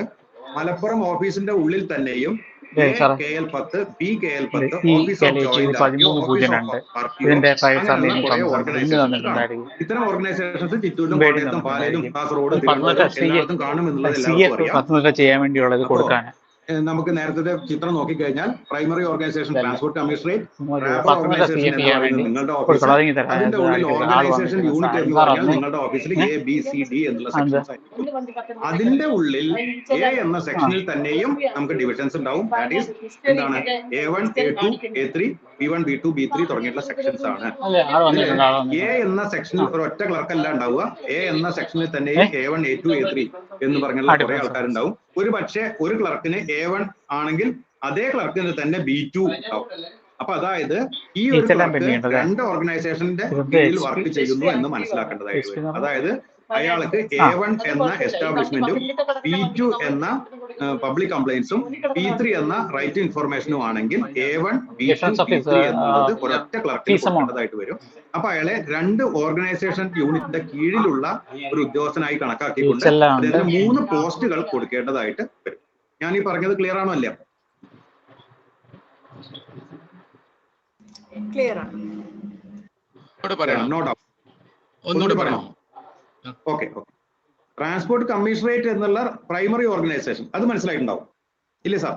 എനിക്ക് മലപ്പുറത്ത് ഇന്റേണൽ ആയിട്ട് ചേട്ടാ അതെ അയച്ചിട്ടില്ല കേട്ടോ. അതിന്റെ കുഴപ്പം എന്താ പറയാ, വണ്ടി ഇപ്പോഴും നിലയിൽ പത്തനംതിട്ട കിടക്കുന്നത് വണ്ടി, ഓഫീസിനകത്തും പിന്നെ അതിനകത്ത് ഈച്ചെല്ലാം പെൻഡിങ് ഉണ്ട്. അപ്പം പത്തനംതിട്ട കൊണ്ട് കാണിച്ചായിരുന്നു വണ്ടി. നമ്മളുടെ മനസ്സിലുള്ള ഒരു കൺസെപ്റ്റേ അല്ല പറയുന്നത്. അതിനകത്ത് CF എന്തോ പ്രശ്നമുണ്ട്. CF ഹിസ്റ്ററി ഒന്നും ഇവിടെ കാണിക്കുന്നില്ല. ഒരു ഓർഗനൈസേഷൻ യൂണിറ്റ്, ബി എന്ന് പറയുന്ന ഒരു ഓർഗനൈസേഷൻ യൂണിറ്റ് അയച്ചിട്ടില്ല. പ്രശ്നമുള്ളതുകൊണ്ട് അയച്ചിട്ടില്ല. സാറേ ഇദ്ദേഹത്തിന്റെ ഞാൻ പറഞ്ഞില്ലേ 13.2 ഇദ്ദേഹത്തിന്റെ ഞാനിപ്പോ ഇതിനകത്ത് 3 പോസ്റ്റ് ഇട്ടിട്ടുള്ളൂ. പക്ഷേ പത്തനംതിട്ട CF-ന്റെ ബാക്കി എന്തൊക്കെയാണെന്നുള്ളത് പറയാവുന്നതാണ്. സിക്കകത്തും B1, B2, B3 എന്നൊക്കെയുള്ള ഓർഗനൈസേഷൻ യൂണിറ്റ് അല്ല പോസ്റ്റുകൾ ക്രിയേറ്റ് ചെയ്യാവുന്നതാണ്. അപ്പോ A എന്ന് പറയുന്ന ഓർഗനൈസേഷൻ യൂണിറ്റ്, B എന്ന് പറയുന്ന ഓർഗനൈസേഷൻ യൂണിറ്റ് ഒരു സ്റ്റാഫിനെ വെച്ചാൽ മാത്രമേ അയാൾക്ക് എന്ത് ചെയ്യാൻ പറ്റുള്ളൂ, A1 എന്ന പോസ്റ്റിൽ അയാളെ പോസ്റ്റ് ചെയ്യാൻ പറ്റുള്ളൂ, എന്ന പോസ്റ്റിലും അയാളെ പോസ്റ്റ് ചെയ്യാൻ പറ്റുള്ളൂ എന്നുള്ളതാണ് നമ്മൾ. അതിന്റെ ചെറിയൊരു കൺഫ്യൂഷൻ നമുക്ക് വരും. എന്താണ് ഓർഗനൈസേഷൻ, എന്താണ് പോസ്റ്റ് എന്നുള്ളത് പഴയ ഒരു കൺസെപ്റ്റിൽ നമ്മൾ ഓർത്തിട്ടാണ് ഇത് കൺഫ്യൂഷൻ ആവുന്നത്. ഇത് ഓർഗനൈസേഷൻ യൂണിറ്റ് പറഞ്ഞാൽ A എന്ന് പറയുന്ന ഒരു ഓർഗനൈസേഷൻ, B എന്ന് പറയുന്ന ഒരു organisation, C, D, E, F, G കുറെ ആയിക്കോട്ടെ. അപ്പൊ നമ്മൾ ഓഫീസ് ഓർഡർ പ്രകാരം A1 എന്ന് പറഞ്ഞാൽ എസ്റ്റാബ്ലിഷ്മെന്റ് ആണ്, B1 എന്ന് പറഞ്ഞാൽ മൈക്ക് നിർത്തിയാൽ ആരോ ഓണാക്കി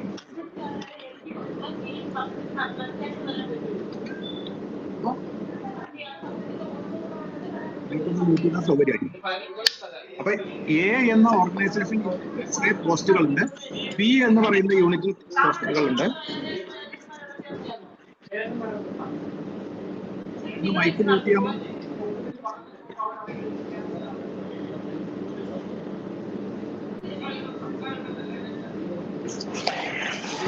ആരുടെയോ മൈക്ക് ഓണാണ്, ഒന്ന് മ്യൂട്ട് ചെയ്യണം. സൗണ്ട് ബ്രേക്ക് ആവുന്നുണ്ട്.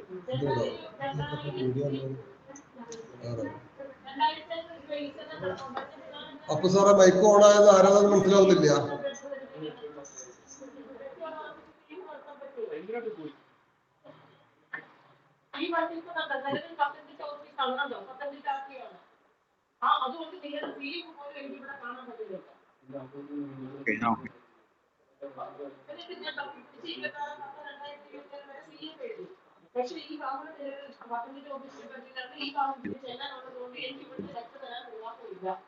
കാണാമോ? കുഴപ്പമില്ല. സ്ക്രീൻ കാണാമോ?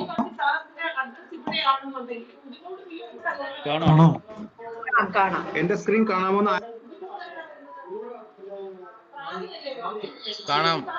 ഏതെങ്കിലും ഒരാൾ അന്ന് അൺമ്യൂട്ട് ചെയ്തിട്ട് ഒരു ഓർഗനൈസേഷൻ പല ഓർഗനൈസേഷൻ യൂണിറ്റുകൾ ഉണ്ടാവും. ABCDEFG എന്ന് പറഞ്ഞിട്ടുള്ള കുറെ ഓർഗനൈസേഷൻ യൂണിറ്റ്.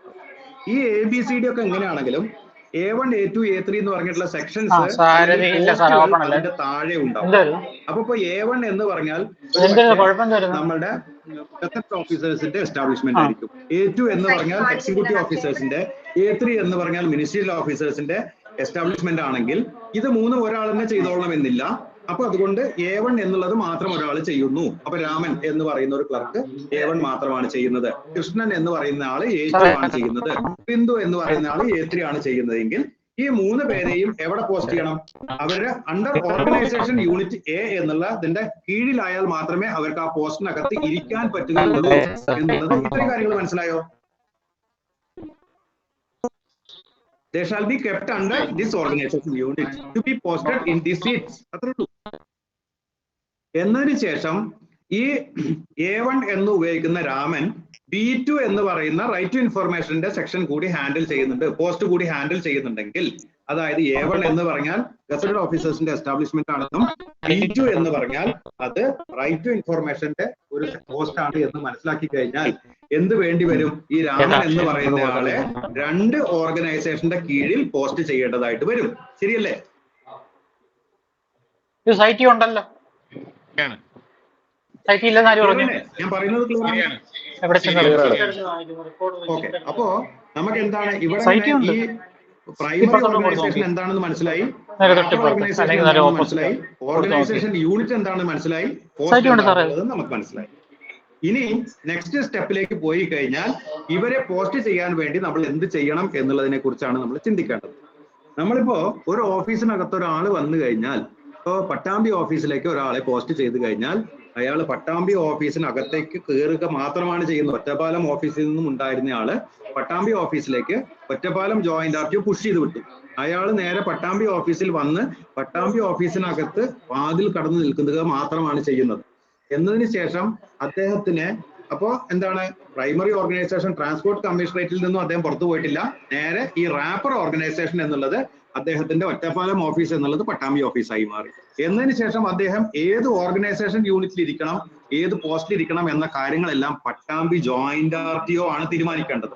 ആയതുകൊണ്ട് തന്നെ നമ്മളുടെ പഴയ പോലെയല്ല, ഈ ഓഫീസ് കൃത്യമായിട്ട് വർക്ക് ചെയ്യണമെങ്കിൽ ഓരോ ട്രാൻസ്ഫർ നടക്കുമ്പോഴും ഫണ്ടും വേണ്ടതാണ്. പക്ഷെ ഇതിന് നിർബന്ധമായിട്ടും ഈ ഡോക്യുമെന്റ് കൂടി അപ്ലോഡ് ചെയ്യേണ്ടത് കൊണ്ട് ഓരോ ട്രാൻസ്ഫറുകൾ നടന്നു കഴിഞ്ഞാലും അവിടുത്തെ ഓഫീസ് ഓർഡർ പുനഃക്രമീകരിക്കേണ്ടതാണ്. അപ്പോ ആ ഓഫീസ് ഓർഡർ പുനഃക്രമീകരിക്കുമ്പോഴാണ് മനസ്സിലാക്കുന്നത് രാമൻ എന്നുള്ള ആള് ഒറ്റപ്പാലത്തിൽ നിന്നും പട്ടാമ്പിയിലേക്ക് വന്നപ്പോൾ പട്ടാമ്പിയിൽ ഏത് ഓർഗനൈസേഷൻ യൂണിറ്റിൽ ഏതെല്ലാം പോസ്റ്റുകൾ അയാൾ ഓപ്പറേറ്റ് ചെയ്യണം എന്നുള്ളതിനെ കുറിച്ച് തീരുമാനിക്കേണ്ടത് അവിടുത്തെ ജോയിന്റ് ആർടിഒ ആണ്. അപ്പൊ തന്നെ നമ്മൾ എന്ത് ചെയ്യണം, പുതിയ ഒരു ഓഫീസ് ഓർഡർ ഇറക്കിയിട്ട് അത് പ്രകാരം ആ ഓഫീസ് ഓർഡർ പ്രകാരം വേണം നമുക്ക് ഇയാളെ ഇവിടെ പോസ്റ്റ് ചെയ്യാൻ വേണ്ടിയിട്ട്. അപ്പൊ നമ്മൾ ഈ പോസ്റ്റ് സ്ട്രക്ചർ എന്നുള്ള സംഗതിക്കകത്ത് പോസ്റ്റുകൾ മാത്രമാണ് കാണുന്നത്. അവിടെ സീറ്റുകൾ കാലിയുണ്ട്.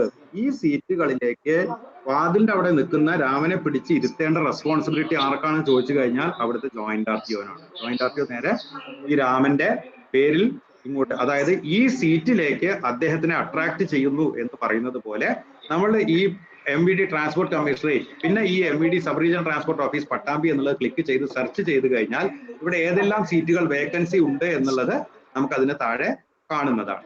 അപ്പൊ ഇതിനകത്ത് ഇപ്പൊ എന്താണ്, ഈ ഒന്നാമത്തെ സീറ്റിൽ ഇതിനകത്ത് ഒരാൾ ഇരിപ്പുണ്ട്. അപ്പൊ രണ്ടാമത്തെ സീറ്റിലാണ് നമ്മളെ ഓഫീസ് ഓർഡർ പ്രകാരം അവിടെ ഇരുത്തുന്നത്. അല്ലെങ്കിൽ ഈ ഒന്നാമത്തെ സീറ്റിലുള്ള ആൾ ഇവിടുന്ന് ട്രാൻസ്ഫർ ആയി പോയിട്ടുള്ളതാണെങ്കിൽ അദ്ദേഹത്തിനെ റിലീവ് ചെയ്യണം. അല്ല എങ്കിൽ ഇദ്ദേഹത്തിനെ ഇവിടെ സീറ്റിൽ ഇരുത്താൻ വേണ്ടിയിട്ട് നമുക്ക് ഈ ആക്ഷൻ എന്നുള്ള ഈ ടൈൽ ഐക്കണിൽ ക്ലിക്ക് ചെയ്ത് കഴിഞ്ഞാൽ അടുത്ത വിൻഡോ കിട്ടും. അടുത്ത വിൻഡോ കിട്ടുമ്പോൾ എന്താണ്, സീനിയർ ക്ലർക്ക് KL84ലേക്ക് ഈ എംപ്ലോയിനെ അസൈൻ ചെയ്യണം. എംപ്ലോയിനെ അസൈൻ ചെയ്യണമെങ്കിൽ നിർബന്ധമായിട്ടും, അതായത് ഒരു കസേരയിൽ ഒരാളെ ഇരുത്തണമെങ്കിൽ ആ കസേരയിൽ ആളുണ്ടാവാൻ പാടില്ല. അപ്പോ ഈ കസേരയിൽ ഉണ്ടായിരുന്ന ആള് റിട്ടയർ ആയി പോവുകയോ ട്രാൻസ്ഫർ ആയി പോവുകയോ ചെയ്തിട്ടുണ്ടെങ്കിൽ, പുതിയ ആള് വന്നിട്ടുണ്ടെങ്കിൽ നമ്മൾ ഉടനെ ചെയ്യേണ്ടത് ഈ കസേരയിൽ ഉണ്ടായിരുന്ന ആളെ എഴുന്നേൽപ്പിച്ചു വിടുക. അപ്പൊ റിലീവ് എംപ്ലോയി ചെയ്തതിന് ശേഷം മാത്രമേ നമുക്ക് അസൈൻ എംപ്ലോയി ചെയ്യാൻ സാധിക്കുകയുള്ളൂ. അപ്പോ അസൈൻ എംപ്ലോയി ചെയ്യുന്നതിന്റെ മുമ്പേ ആ സീറ്റിൽ ആരും ഇല്ല എങ്കിൽ മാത്രമേ നമുക്ക് അസൈൻ ചെയ്യാൻ പറ്റുള്ളൂ. അല്ല അതിനുള്ളിൽ ഒരാൾ ഇരിക്കുന്നുണ്ടെങ്കിൽ അവിടെ റിലീവ് ചെയ്ത് വിട്ടതിന് ശേഷം മാത്രമേ നമുക്ക് ഇരുത്താൻ പറ്റൂ. ഒരു എക്സാമ്പിൾ പറയുകയാണെങ്കിൽ ഓഫീസിനകത്തുള്ള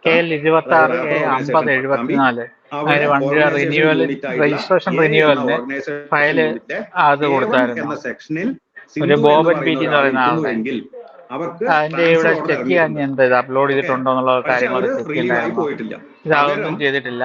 പിന്നെ ഓതറൈസേഷൻ ലെറ്റർ സ്റ്റാമ്പ് ഒട്ടിച്ചിട്ടില്ല. രാമൻ എന്ന ആൾ ഇങ്ങോട്ട് പട്ടാമ്പിക്ക് വന്നു കഴിഞ്ഞാൽ അയാളെ ഇരുത്തേണ്ടത് ഈ A എന്ന ഓർഗനൈസേഷൻ A1 എന്ന സ്ഥലത്താണ് ഇരുത്തേണ്ടത്. അങ്ങനെ നോക്കുമ്പോൾ അവിടെ അപ്ലോഡ് ചെയ്തിട്ടുണ്ടായിരിക്കും, പക്ഷെ ഇവിടെ ചെക്ക് ചെയ്ത് നോക്കിയോ, ചെയ്യുന്നത് പോലെ ഒരാൾ ജോയിൻ ചെയ്യാൻ ഫൈൻ ഉണ്ടോ എന്നുള്ള കാര്യങ്ങൾ നോക്കിയോ? അപ്പൊ നേരെ ഇൻവേർട്ട് വന്നേക്കുവാ. ഞാനിപ്പോ സാറ് കാണിച്ചത് എടുത്ത് മാറ്റി വെച്ചിട്ട് ആൾക്ക് ലെറ്റർ അയക്കാൻ പറഞ്ഞു. ഞാൻ ഇതെടുത്ത് ലെറ്ററിൽ സ്റ്റാമ്പില്ലാത്തതുകൊണ്ട് സാറ് പറഞ്ഞു അതെടുത്ത് കീറി കളഞ്ഞിട്ട് ആൾക്ക് ലെറ്റർ അയച്ചിട്ട് മാറ്റി വെക്കാൻ പറഞ്ഞു. വിളിച്ചോ അയാൾക്ക് പെർമിറ്റ് റിലേറ്റഡ് മാറ്റേഴ്സ് ആണ് അറിയാമെങ്കിൽ അവിടെ സ്റ്റാമ്പ് കൊണ്ട് ബാക്കിയാണ് നോക്കിയത്. അപ്പോഴൊക്കെയാണ് നമുക്ക് ഈ പോസ്റ്റ് റീഅറേഞ്ച്മെന്റ് എന്ന പ്രോസസ്സുകൾ ചെയ്യേണ്ടതായിട്ട് വരുന്നത്. ഇതിനകത്ത് നമ്മൾ ഈ പോസ്റ്റ് എടുക്കുക, പോസ്റ്റ് എടുത്തതിന് ശേഷം അസൈൻ എംപ്ലോയി കൊടുത്തിട്ട് ഇവിടെ ഈ എംപ്ലോയി നെയിം നമ്മൾ സെലക്ട് ചെയ്ത് സെർച്ച് കൊടുത്താൽ അവിടെ അദ്ദേഹത്തിന്റെ പേര് കാണുന്നതാണ്. പേര് കാണുന്നില്ല എങ്കിൽ എങ്കിൽ അദ്ദേഹത്തിനെ അവിടെ അന്വേഷിച്ചാൽ കിട്ടുന്നതല്ല. അതായത് നമ്മൾ നേരത്തെ പറഞ്ഞതുപോലെ ഇതിനകത്ത് ഇപ്പൊ ഈ ഒരു ചിത്രം കാണുന്നില്ലേ,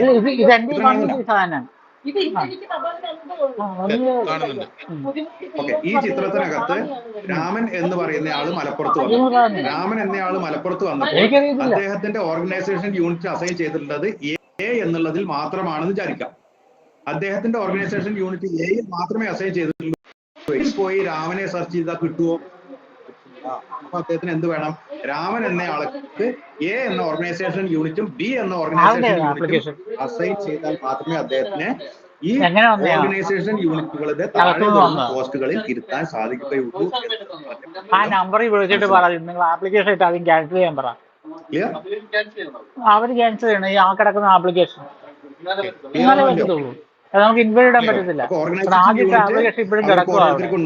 അത് മൊബൈൽ നമ്പർ അപ്ഡേഷന് വേണ്ടി തന്നെ ഇവര് തന്നെ ഉണ്ടാക്കിയതായിരിക്കും. നമുക്ക് അടുത്ത ക്ലാസ്സിൽ വളരെ വിശദമായിട്ട് ഡിസ്കസ് സാധാരണ നമ്പറിൽ വിളിച്ചു പറയാം. അതേ നടക്കത്തുള്ളൂ. എല്ലാം ഒന്നും ചെയ്യാൻ പറ്റത്തില്ല. ഇങ്ങനെ അസൈൻ ചെയ്യുമ്പോൾ ഇദ്ദേഹത്തിനെ കാണുന്നു. ഇദ്ദേഹത്തിനെ കണ്ടിന്യൂ കൊടുത്തു കഴിഞ്ഞാൽ ഇതേപോലെയാണ് വരുന്നത്. ഏറ്റവും ആദ്യം ഒരാളെ പോസ്റ്റ് ചെയ്യുമ്പോൾ അദ്ദേഹത്തിന് റെഗുലർ എന്ന ഒരു പോസ്റ്റാണ് അദ്ദേഹത്തിന്, അതായത് മാർക്കിംഗ് അബ്രിവേഷൻ അല്ല, നേച്ചർ ഓഫ് പോസ്റ്റിംഗ് എന്നുള്ളത് റെഗുലർ കൊടുക്കണം. പ്രൈമറി പോസ്റ്റ് എന്നുള്ളത് ഒരൊറ്റ കാര്യമേ ഇതിനകത്ത് ക്ലിക്ക് ചെയ്യാവുള്ളൂ.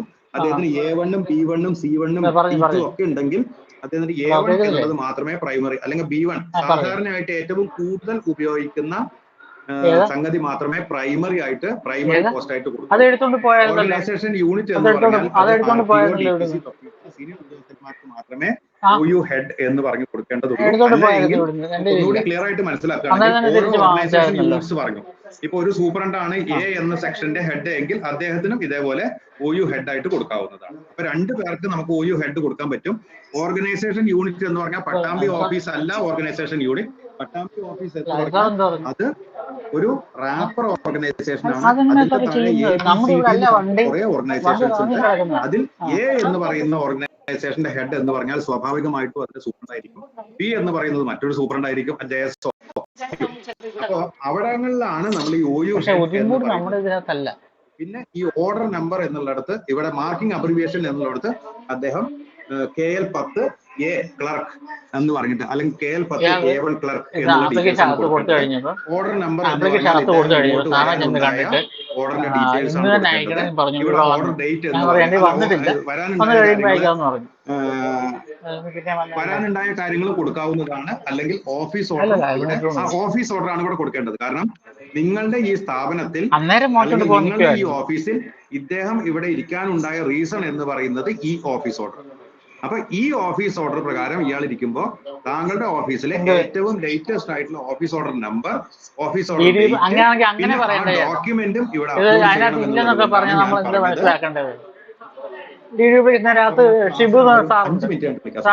ഡീഡ്യൂപ്ലിക്കേഷൻ മാറ്റി തരാൻ പറഞ്ഞാൽ മതി. എം ബി സാർ അകത്തിരിപ്പുണ്ട്. അപ്പോ ഈ ഫയൽ നെയിം എന്ന് പറയുന്നത് സ്പേസ് ഇല്ലാതെ കയറ്റണം എന്ന് പറയുന്നത്. RTO space transfer, RTO hyphen transfer, അല്ലെങ്കിൽ ഓഫീസ് ഓർഡർ 1/24, ഓഫീസ് ഓർഡർ 7/24 എന്ന് പറഞ്ഞാൽ ഇതിനകത്ത് ബ്രൗസ് ചെയ്താൽ അത് അപ്ലോഡ് ചെയ്യാൻ അനുവദിക്കുകയില്ല. അപ്പൊ എന്ത് ചെയ്യണം? ഓഫീസ് ഓർഡർ 1/24 അങ്ങനെ ഓഫീസ് ഓർഡർ 1/24, ഓഫീസ് ഓർഡർ 2/24 എന്നുള്ളത് സ്പേസോ സ്പെഷ്യൽ ക്യാരക്ടേഴ്സോ ഇല്ലാതെ അടിച്ചാൽ മാത്രമേ ഇതിനകത്ത്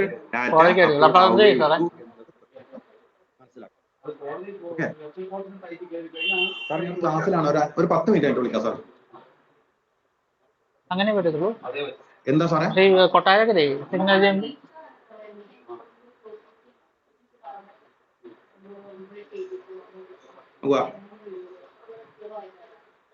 ഇപ്പൊ തരാം സാറേ. ഒരു 5 മിനിറ്റ്, 3:30 വരെ ക്ലാസ് പറഞ്ഞിട്ടുള്ളത്. അതപ്പം തിരുവല്ല എവിടുത്തെ വണ്ടിയാ? അപ്പോ ഈ ഡോക്യുമെന്റിന്റെ കാര്യത്തിൽ ഒരു സംശയത്തിന് ഉണ്ടാവില്ല. കാര്യങ്ങൾ ക്ലിയർ ആയിട്ടുണ്ടാവും ഞാൻ വിശ്വസിക്കുന്നത്. നിങ്ങളുടെ ഓഫീസ് ഓർഡർ ആണ് ഇവിടെ അപ്ലോഡ് ചെയ്യേണ്ടത്. കാരണം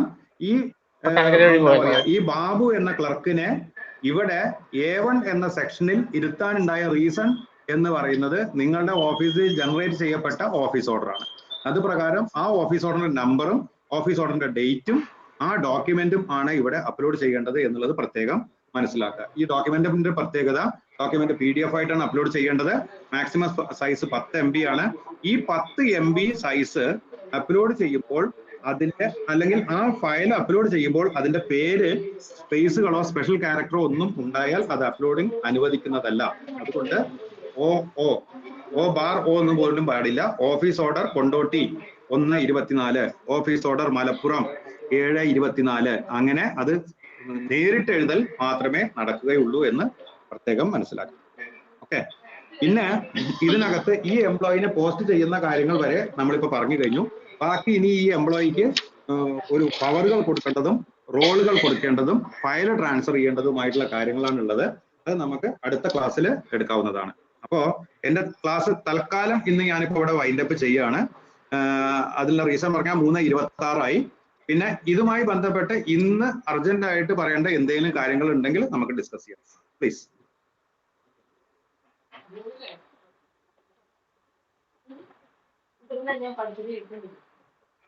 ആർക്കെങ്കിലും വല്ല ചോദ്യങ്ങൾ ചോദിക്കാണ്ടെങ്കിൽ ചോദിക്കാം.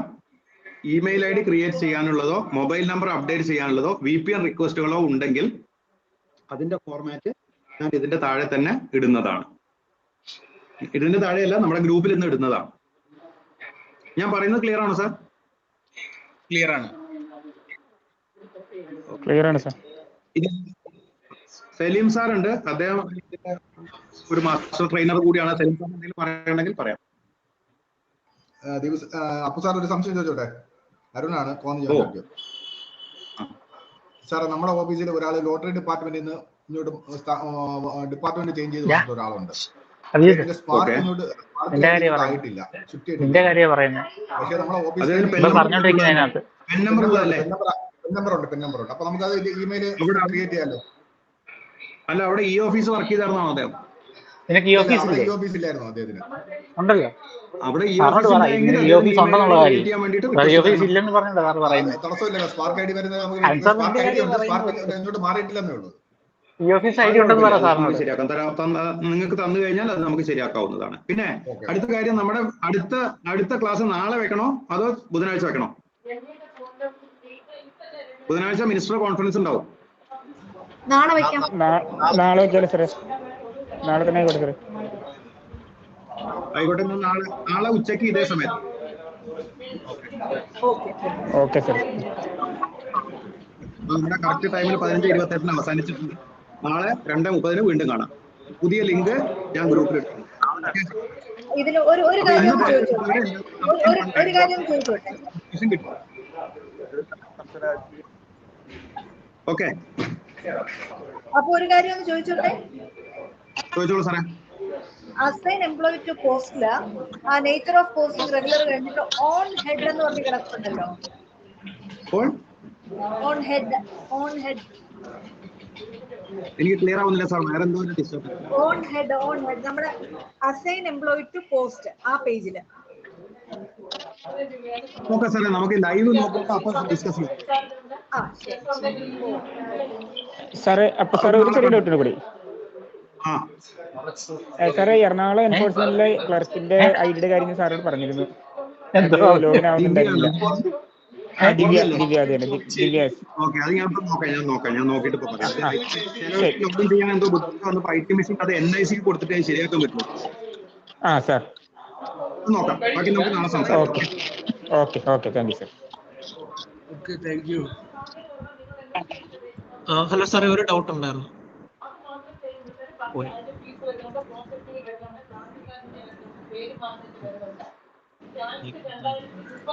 പറഞ്ഞോ സാർ, പറഞ്ഞോ.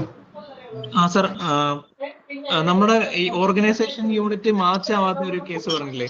ഇപ്പോ ഡയറക്റ്റ് ട്രാൻസ്ഫർ ഉപയോഗിച്ചിട്ട് ഒരു എംപ്ലോയിയെ മറ്റൊരു ഓഫീസിലേക്ക് ട്രാൻസ്ഫർ ആക്കുമ്പോൾ പുതിയ ഓഫീസിൽ അദ്ദേഹം കൈകാര്യം ചെയ്യേണ്ട ഏത് ഓർഗനൈസേഷൻ യൂണിറ്റ് ആണെന്ന് പഴയ ഓഫീസിൽ നിന്ന് തന്നെ സെലക്ട് ചെയ്ത് കൊടുക്കേണ്ട ഒരു സാഹചര്യമുണ്ട് ഡയറക്റ്റ് ട്രാൻസ്ഫർ ഓപ്ഷനിൽ. അപ്പൊ പലപ്പോഴും പുതിയ ഓഫീസിൽ ചെല്ലുമ്പോൾ ഇതേപോലെ അസൈൻ എംപ്ലോയി കൊടുക്കുമ്പോൾ അത് ഓർഗനൈസേഷൻ യൂണിറ്റ് മിസ്മാച്ച് കാണിക്കുന്ന ഒരു സാഹചര്യമുണ്ട്. അത് ഒഴിവാക്കേണ്ടതല്ലേ? അല്ല, അത് നമ്മൾ ഡിഫോൾട്ട് ആയിട്ട് ഓഫീസിൽ കൊടുക്കുകയാണ്. പിന്നെ അടുത്ത ക്ലാസ്സിൽ സാർ പറയും. അത് കഴിഞ്ഞിട്ട് നമ്മൾ പുതിയ ഓഫീസിൽ ചെല്ലുമ്പോൾ അവിടെ നിന്ന് അസൈൻ ചെയ്ത് കൊടുക്കുകയും ചെയ്യും. നാളെ ക്ലാസ് സാർ പറഞ്ഞു തരും. Okay sir. കാണിച്ചു. അത് മമ്മൂട്ടി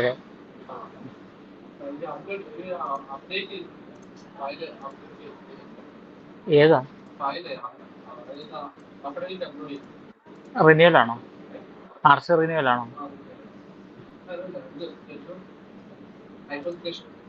ടെർമിനേഷൻ ഫയൽ അപ്ലോഡ് ചെയ്തിട്ടില്ലേ?